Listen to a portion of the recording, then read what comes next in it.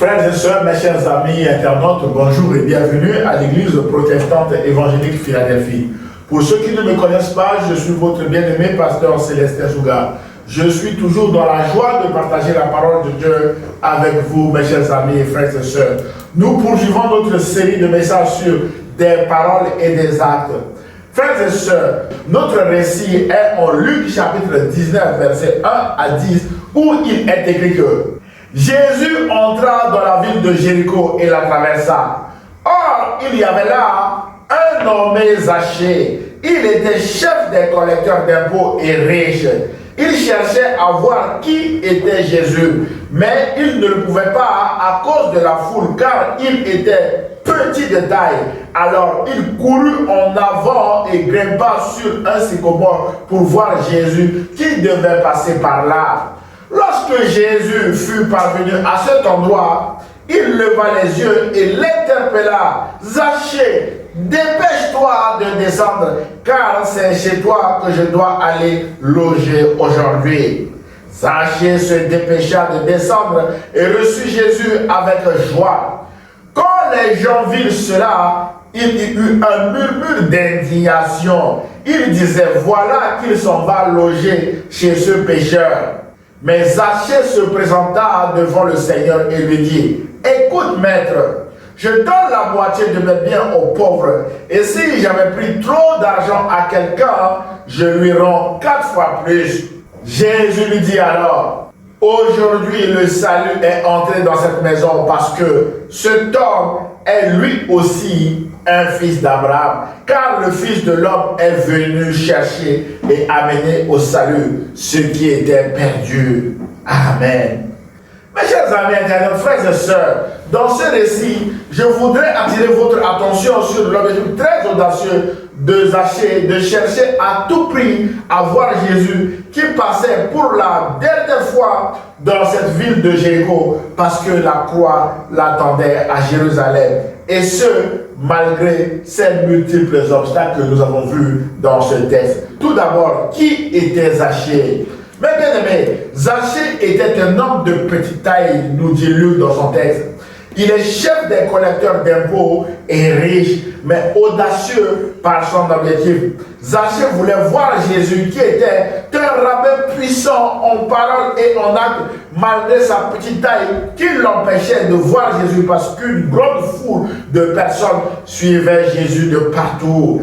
Et cette foule était aussi hostile à Zachée à cause de sa profession de collecteur d'impôts. Bien aimé, alors, pourquoi la foule était hostile à Zachée à cause de sa profession de collecteur d'impôts, bien aimé?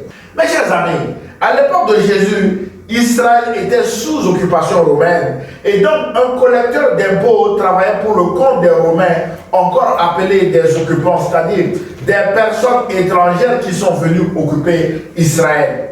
En général, mes bien-aimés, les collecteurs d'impôts étaient des autochtones qui connaissaient bien leur région et les personnes qui s'y trouvaient afin de mieux les administrer. En effet, mieux les collecteurs d'impôts connaissaient les gens, mieux ils pouvaient les traquer pour payer l'impôt. Et donc les autorités romaines qui occupaient Israël faisaient appel à des autochtones pour faire ce travail de collecteur d'impôts. Et les collecteurs d'impôts étaient considérés comme des collabos, qui est le diminutif de collaborateur, qui est une expression française qui désigne un autochtone qui a collaboré avec des étrangers occupants. Ainsi donc, mes bien-aimés, sur le plan social, les collecteurs d'impôts étaient restés de leur société parce qu'ils travaillaient pour le compte des occupants étrangers romains en Israël. Frères et sœurs, les collecteurs d'impôts étaient aussi haïs de leur société à cause de leur abus d'extorsion de fonds et de malversation financière à leur profit au détriment de leurs compatriotes. Autrement dit, les collecteurs d'impôts s'enrichissaient sur le dos de leurs administrés et donc ils étaient riches.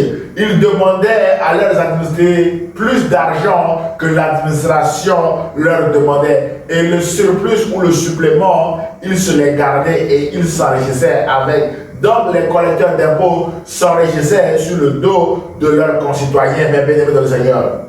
Mes chers amis, Zachée était quant à lui le chef des collecteurs d'impôts. Et donc Zachée était le responsable d'une région administrative étendue et avait plusieurs publicains ou collecteurs d'impôts sous ses ordres dans une ville particulièrement commerçante et prospère comme la ville de Jéricho. Aussi, mes bien-aimés, la Bible dit que Zachée était un homme riche. On pourrait même penser que Zachée a dû s'enrichir à cause de cette profession au détriment de ses concitoyens. Ainsi, frères et sœurs, Zachée souffrait également de la haine et du rejet de la population locale à l'égard de cette profession de collecteur d'impôts qui était très mal vue par la société juive, même bien-aimée de le Seigneur, en Israël. Autrement dit, Zachée était aussi rejeté par sa société à l'instar des autres collecteurs d'impôts en Israël. Frères et sœurs, sur le plan spirituel maintenant, les collecteurs d'impôts étaient assimilés aux pécheurs notoires ou de gens de mauvaise vie. On le lit dans Matthieu chapitre 19, versets 10 à 12. Les collecteurs d'impôts étaient aussi assimilés aux païens, d'après Matthieu chapitre 18, verset 15. Les collecteurs d'impôts étaient assimilés aux prostituées, d'après Matthieu chapitre 20, verset 31. Voilà le traitement que les contemporains de Jésus réservaient aux collecteurs d'impôts, dont Zachée était leur chef de bien-aimés. Frères et sœurs, Zachée était de petite taille, nous l'avons dit, rejeté de sa société à cause de sa profession, considéré comme un pécheur notoire, comme gens de mauvaise vie, comme païen, comme prostitué. Mais la bonne nouvelle est que Zachée cherchait à voir Jésus malgré ses obstacles. Zachée s'était fixé un objectif très audacieux, aller voir un rabbin puissant en parole et en acte. La Bible dit que Zachée cherchait à voir qui était Jésus, mais il ne le pouvait pas à cause de la foule, car il était petit de taille, d'après Luc chapitre 19, verset 3. Zachée va avoir de l'audace de tout mettre en œuvre pour atteindre son objectif audacieux, mais bien-aimé dans le Seigneur. Zachée a rencontré Jésus qui a changé sa vie en lui donnant la vie éternelle à la fin de ce récit que nous venons de lire. Mon frère, ma soeur, quel est votre objectif actuellement? Votre objectif est-il audacieux? Votre objectif met-il Jésus au centre de vos préoccupations, au centre de vos intérêts? Ne soyez pas bloqués par votre passé. Fixez-vous des objectifs audacieux et avancez avec l'aide de Jésus. Ne laissez pas votre passé vous détruire, mon frère, ma soeur. Mes chers amis, mon frère, ma soeur, peut-être que vous avez le même passé que Zachée. Peut-être que vous êtes méprisé et rejeté par votre famille. Peut-être que vous êtes méprisé et rejeté actuellement par votre société, par votre association, par vos amis ou par votre pays ou les gens de votre pays. Quelque part dans le monde, je ne sais pas où vous trouvez, mais mon frère, ma soeur, Jésus vous cherche à travers ce message comme il cherchait des gens de mauvaise vie, comme Zachée, mes bien-aimés dans le Seigneur. Alors, répondez à l'appel de grâce de Jésus et vous verrez la gloire de Dieu s'accomplir dans votre vie.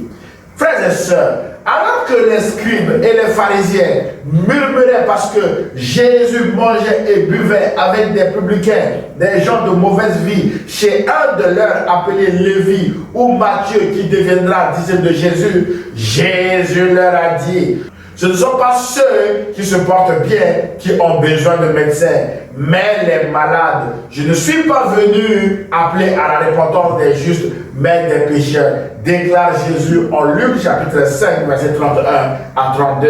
C'est pourquoi, mon frère, ma soeur, si vous entendez aujourd'hui ce message, n'endurcissez pas votre cœur pour quelque raison que ce soit, à cause de votre passé et autres, mais acceptez Jésus-Christ comme votre Seigneur et Sauveur, et vous aurez la vie éternelle comme Zachée. C'est le but principal de ce message, vous amener à accepter Jésus-Christ comme votre Seigneur et Sauveur.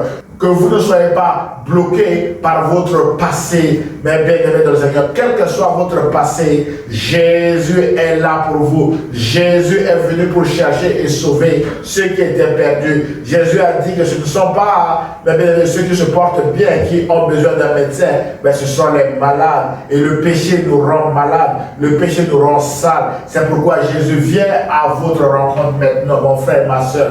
venez à Jésus et c'est lui et lui seul qui va vous laver, purifier par son sang et il va vous offrir la vie éternelle.